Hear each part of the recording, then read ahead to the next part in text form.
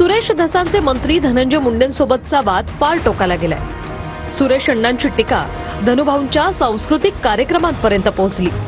सपना चौधरी, रश्मिका मंदानाचे कार्यक्रम आयोजित केले जातात, हा सुद्धा एक परळी पॅटर्न असल्याची टीका धस यांनी केली।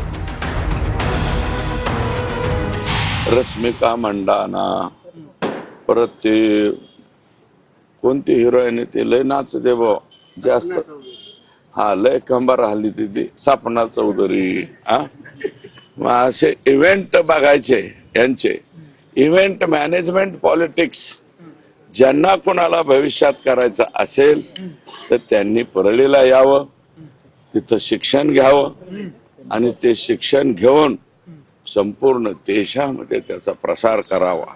सपना चौधरी, रश्मिका मंदाना, अजून काय माझ्या नवीन नवीन प्राजक्ता माळी, प्राजक्ता माळी सुद्धा आमच्या इकडे येतात वाटतं।